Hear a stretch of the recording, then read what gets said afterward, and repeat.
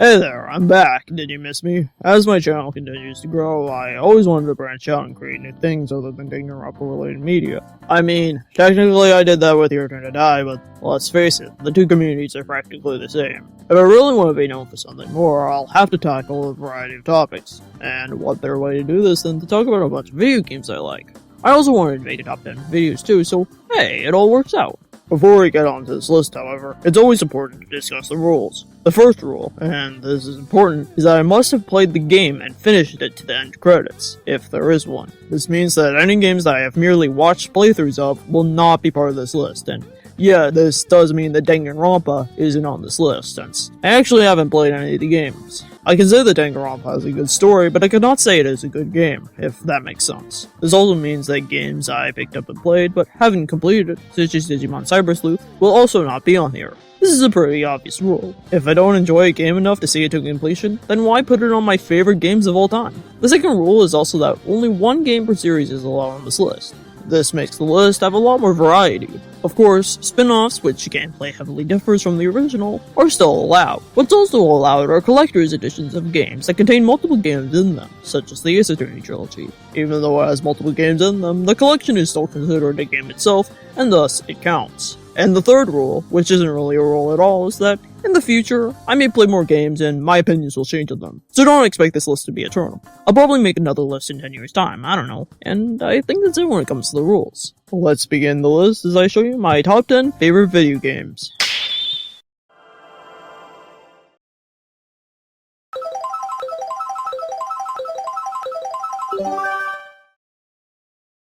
I think we all know what Mario is. It's probably one of the most popular game series of all time, and the premise is pretty simple.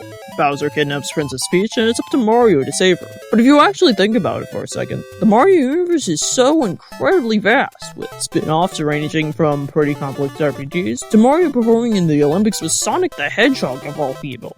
There are so many Mario spin-offs, and almost all of Mario's friends have their own games. You got Luigi's horror game, Luigi's Mansion, you got Yoshi's Pastel Adventures with Yoshi's Island, and as for Wario, he has two spin-off series. The first being the platform series Wario Land, and the second, which is the topic of this list, is a fast-paced minigame collection, Warioware, specifically Warioware Gold. If you don't know, Warioware is a game series where you play a series of microgames, which are like minigames but much smaller, have a very simple objective, and only last for a couple seconds. The goal is to basically complete as many microgames as you can without losing too many times. In addition to this, there's kind of a story where Wario and his friends, yes, he actually has friends, and no, they don't include Waluigi, try to create a game for themselves, usually with money as the main motive. This game is just great with everything it does. The gameplay is incredibly unique and addicting, kinda like taking advantage of the player's fight or flight response. There are even smaller microgames that are based on the frogs, probably the most pathetic fictional species ever created. They're only 1 second long! Talk about exhilarating! But that's only half the reason why I love the Warioware series. The story and characters are the other half. I know the stories aren't all that grand, but I love how the stories in each of these games is all about being a game dev. It's really cool, especially since the origin of Warioware started when the team behind Mario Paint asked their beginner programmers to create a little sample game to show off their skills. Additionally, each of the microgames feel like someone's first game when they first start game dev, so if you want to start making video games, you should try making a Warioware stage filled with microgames. There's also the characters, which happen to be some of the funniest and most charming characters in any Nintendo game. Each one has their own unique shade of wackiness. There's Dr. Krygor, a mad scientist dude with a weird fascination with toilets. There's Mona, who has 16,000 part-time jobs and has a crush on Wario. I mean, who doesn't? And my personal favorite, 9volt, who's such a Nintendo fanboy that he even loves the things Nintendo did before it became a video game company, such as, like, that, and that. While there are all these characters hang out or perform wacky antics, I smile a whole lot. There's also the wide array of extra content in WarioWare Gold specifically. One of my favorites is the Rocks Paper Scissors trading card game, featuring said wonderful characters as you fight up various wacky foes. Even with all these wacky aspects, I still have some flaws with WarioWare Gold, which is why this game is so low on the list. The first and most egregious has to be the redesigns all the characters got. I'm not gonna mince words, they just don't look all that good. It makes all the characters kinda look babyfied as if they're play school toys for toddlers. Some look fine, but the only one I'd say is an active improvement is 18 volts design, because the original is... Ugh! Let's just take that off the screen. The second problem I have with the game is that it's the first one to have fully voiced cutscenes, and just like the redesigns, I don't really like the voices. Except for Wario, of course, but that's pretty obvious. In the original games, each character had their own little voice clips, and which were just as charming as the characters themselves. And with Gold, all that charm is lost, being replaced with some of the most generic voice acting I've ever seen. No offense. That being said, if that's the biggest issue I have with the game, then I'd say Warioware Gold is pretty darn good. I can't wait to see what they do and get it together on the Switch. Oh man, I was so excited to see that on Nintendo E3! That was amazing!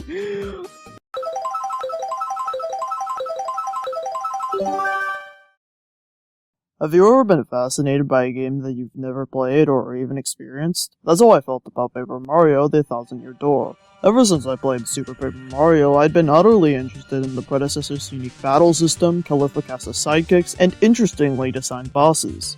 Unfortunately for me, the game was always out of my arm's reach, so instead I lived vicariously through YouTube's praise of it. YouTubers like Arlo talked about how the game was just as good as I imagined it to be. Well, recently they talked about a game just as good. One that captures the spirit of the Thousand Year Door, and most importantly, one that I can actually buy on the Switch!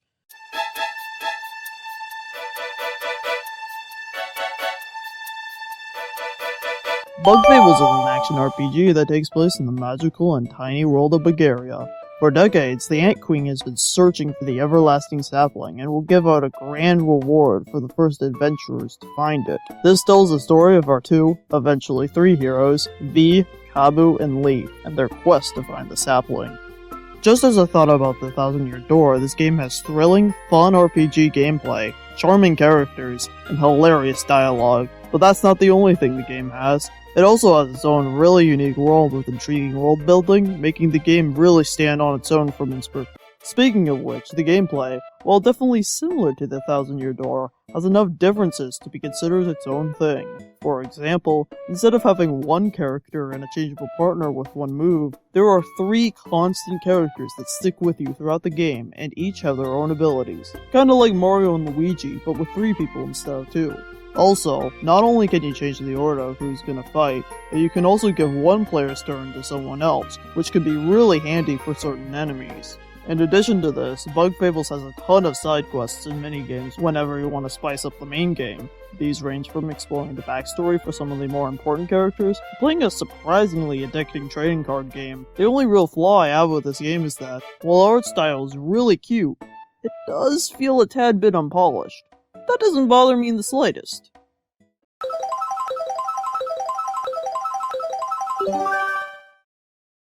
Now, long before I got into anime, or back into video games, I was a fan of Western cartoons. Combine this with the fact that I like to draw, I actually studied quite a bit of animation, and been fascinated by the medium.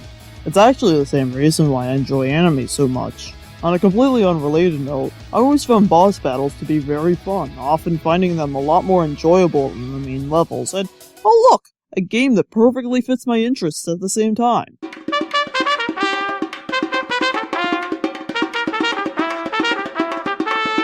You probably already know what Cuphead is, but if you don't know, Cuphead is a platformer boss rush where 2 boys, Cuphead and Mugman, have to repay their debt after losing to the devil himself. First off, the animation in this game is amazing. It's like the Fleischer era of animation remastered for the modern times with the 12 principles of animation, since those didn't exist in the Fleischer period. What's even crazier is that the entire animation is all done through pen and paper. The only digital aspect about it is the coloring, and that's it. Talk about being authentic. That's only a small reason as to why I love this game. Usually I'm not a big fan of difficult things. If I see something too challenging, I either just quit or find a walkthrough. But for Cuphead, the difficulty is somehow able to work. I think it has to do with the fact that it utilizes a progress bar only shown once you are defeated, making you want to try just one more time. In that sense, Cuphead is a lot like arcade games, but unlike those, Cuphead is actually fair and balanced.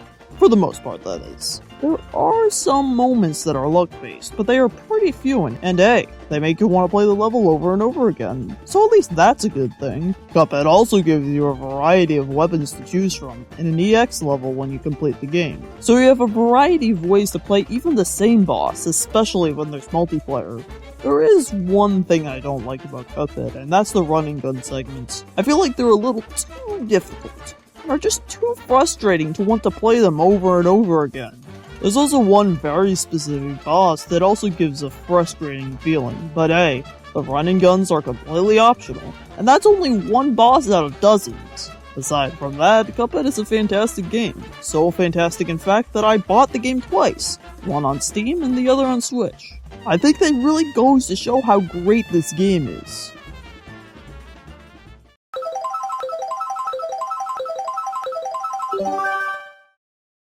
Okay, so you know that I tackled a couple of semi-visual novels on my channel. It's probably what I'm most known for. I've talked about Danganronpa, Zero Escape, Ace Attorney, and Near to Die, but there's one visual novel that I've never talked about on my channel before. I've wanted to, and I have some video ideas for it, but I just never got the chance to do so. Until now. The Somnium Files is a visual novel puzzle hybrid by the creator of Zero Escape, Kotaro Uchikoshi, about the amnesiac detective Kaname Date and his snarky left robot eyeball, Aiba, as they solve a strange eye-related murder. In addition to the investigations, Date and Aiba also solve the case by going into the subconscious, the somniums, of the various suspects. Now, judging by the sentence, eye-related murder, I should give a warning that this game isn't for the faint of heart, as it contains a lot of gore and mild body horror. You think you're prepared because you played games like Danganronpa and other stuff, but some of the things in I make stuff like Danganronpa look like kids' games in comparison. To give you some perspective, this is what shows up before the game even starts.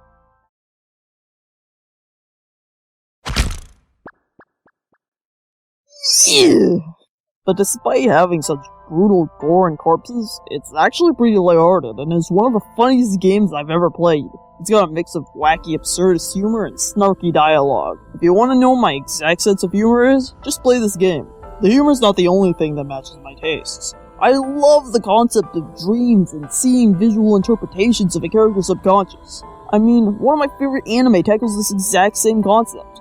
That, combined with the fact that it's a murder mystery and the game solely focuses on trial and error without actual critical thinking, makes it right up my alley. It's practically my dream game, no pun intended. Another thing I really like about this game is the visuals. I'm gonna say it, this is the best looking game on the Switch I've seen, and that includes Breath of the Wild, which is crazy considering that this game was made by a smaller developer. The colors look practically cinematic, the UI is incredibly clever, you can freely look around the scenery, and the lip syncing actually matches up to what each character is saying in both the English and Japanese versions. That is incredibly impressive!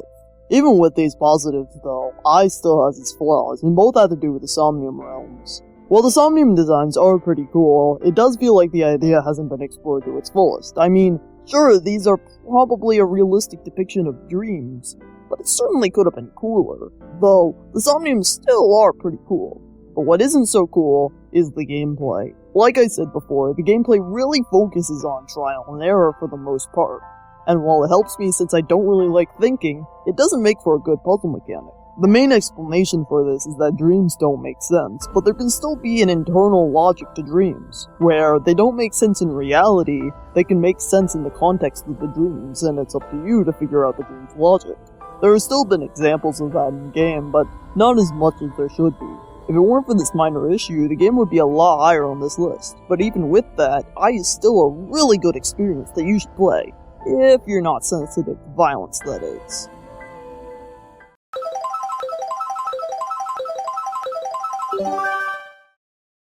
Okay, you know I love this game. I love this game so much that I made a 30-minute video talking about how amazing it is. The video contains spoilers, so I'll basically explain here. You're gonna die is a puzzle visual novel created by Nankadai, where our protagonist, Sarah Chidoyan, gets trapped with 10 other people in a twisted death game. One of my favorite things about Your to Die has to be that it really makes you feel like your actions have genuine consequences. It also uses gameplay to enhance the emotions the player is experiencing, which I've seen no other game like it do before. I also really enjoy the characters. Obviously, Nankadai made sure that all 11 characters get a shine in the spotlight.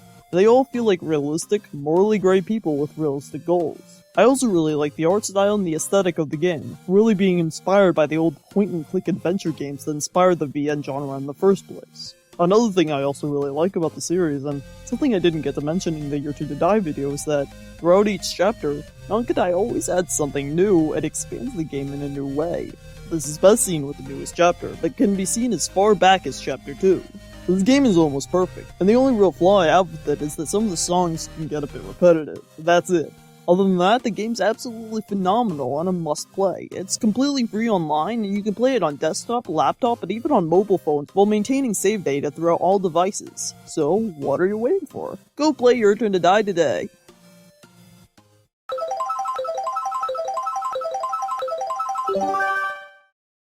Like I said before, Danganronpa has been the main defining trait on my channel. Even after a year and a half, I'm still pretty fond of the series, but there was one game that I loved before Danganronpa that heavily shaped me as a person, and that is Ace Attorney. For a very long time, I've heard this series throughout the repetition of objection jokes and haha anime lawyer moments, and when watching Turnabout Storm, a My Little Pony crossover with the series, I always saw the series as a so bad it's good kind of thing. So, when I saw the Ace Attorney trilogy on sale, I was curious to see what this crazy lawyer game was all about, and I was shocked. The series was not only not as bad as I thought it'd be, but it's actually really, really good. So good, in fact, that it actually changed my life for the better. I'm serious. If it weren't for the Ace Attorney trilogy, I would be in a much darker place. Not to mention the fact that I would have never made this channel. But the Ace Attorney trilogy isn't the game that's on number 6. No, there is one other Ace Attorney game that's even better.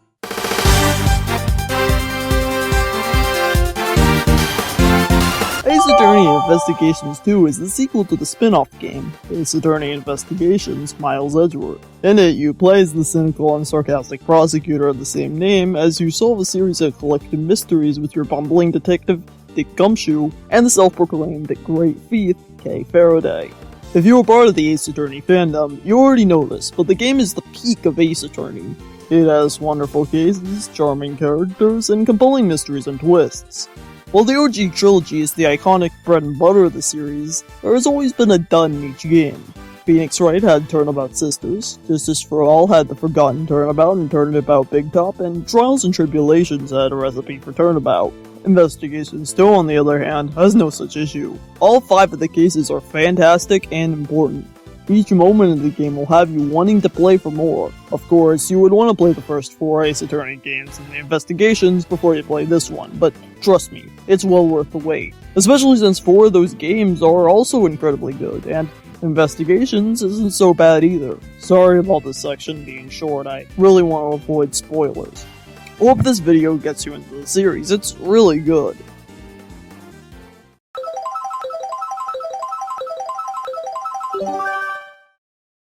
Okay, if you're a longtime fan, you probably already know that I talked about this game in a mini-review in my olden days, and when my microphone and voice were, frankly, awful to listen to. If I were to describe the tone of this game, it would be Persona 4's ground-to-earth realism combined with Danganronpa's sense of dread.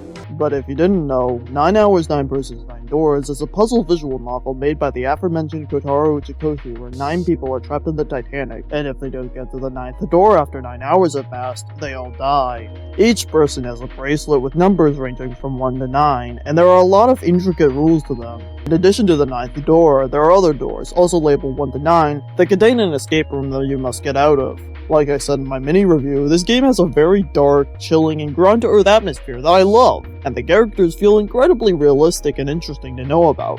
and the twists are compelling and make you want to come back for more. Also, the sprite art is the best I've seen on any system. The animations are so fluid and lifelike that you wonder how it was even done with sprites at all. If you don't count the inferior non-DS versions, which really mess up the game in more ways than one, then there are only two flaws when it comes to 999. One is that puzzles are a tad too easy, and going through endings can be a bit tedious as you cannot skip puzzles. Neither of these things bothered me, but it might bother you. If you want to hear more about this game, watch my mini review for it, but if you want to play this game, make sure to play the DS version. It's your pal Jacob made an incredibly good video talking about the many ways newer versions of the game fail to recreate the DS version's magic. If you don't want to get spoiled, basically the main problems with the new versions is that they turn all of Junpei's inner thoughts into speech, causing a ton of tell don't show and ruining the pace. They speak out the triple ellipses for some reason, and the game ruins the tone of many important scenes, and the addition of the timeline can actually make players miss out on one very important scene in particular. So yeah, play the DS version and you'll be alright.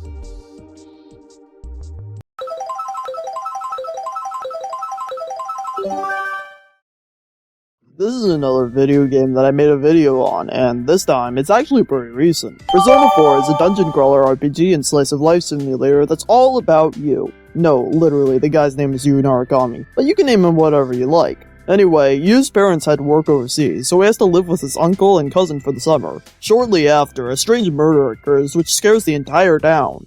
Also, there have been rumors called the Midnight Channel, where if you look into the TV in the middle of the night, you can see your future lover. You then realize they can actually go through the television, and the Midnight Channel is a real place. It's up to you and his many friends to solve the murder mystery using their newfound TV powers, as well as personas, of course. I already mentioned this in my Persona 4 video, but the characters are probably the most well-written in any video game that I've ever played. They're very down-to-earth and genuinely feel like real people, making the friendships you have with them all the more impactful. There's also the gameplay, which, while pretty formulaic of the JRPG genre, is still pretty fun nonetheless, especially when there's a lot of strategizing involved. It actually makes going through these dungeons pretty darn fun.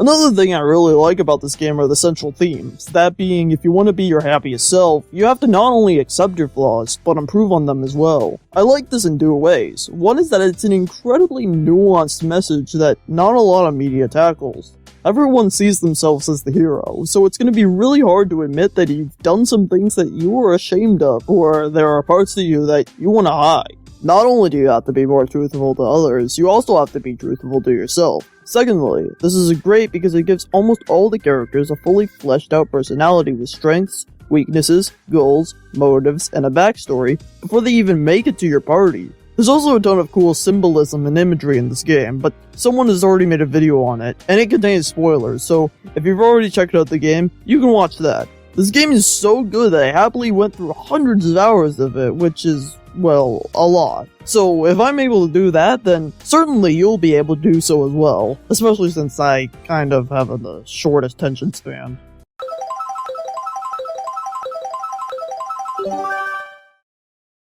Now, I said the Persona 4 has the best written characters, so you might be wondering what my next two games are going to be. Well, I mean, I do play more than just JRPGs and visual novels, and this game makes more than up for it.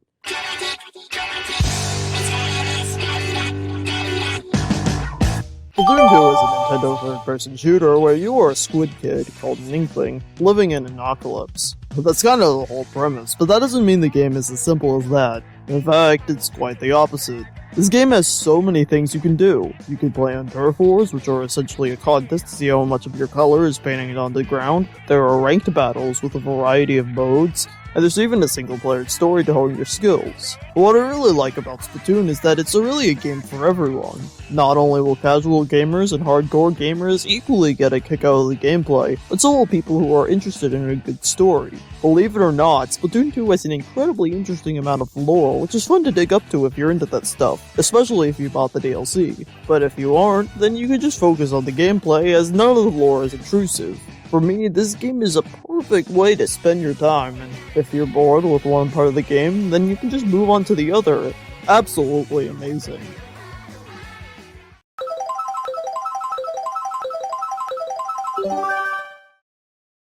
There are some games that have resonated with me at a certain point in time, but this is the only series that has stuck with me for so long. It has been with me since I was a little young kid and has stayed with me as I grow older, and even to this day is just as wonderful and amazing. I am, of course, talking about the Rhythm Heaven series. If you don't know, Rhythm Heaven, or Rhythm Tengoku, is a series of rhythm-based minigames created by the people behind the Warioware franchise. That's basically the whole gist to it. The idea of rhythm-based minigames doesn't sound all that interesting, but the unique way it is done is what gives it the massive appeal and separates it from its mediocre competitors. You see, each little minigame has its own little story and song behind it, and it's incredibly charming. The songs for each minigame are also incredibly catchy, making you more immersed in the game-playing experience. Every 5 minigames results in a remix of the previous 4, testing your skills while giving you a fresh new twist. But there's just one thing. Rhythm Heaven is a series, and the rules state that there can only be one game per series. With such a great series, you might think it's difficult to choose, but it's shockingly quite easy which one is superior. Mega Mix is easily the worst in the series. Most of its new minigames just lack the charm of the original, and there are only 12 of them. Plus, the prequel minigames are absolute garbage. The original GTA game has first game syndrome and wasn't as polished as the future ones. The DS version is a pretty good contender, but still needs some polishing, which means my number 1 favorite video game is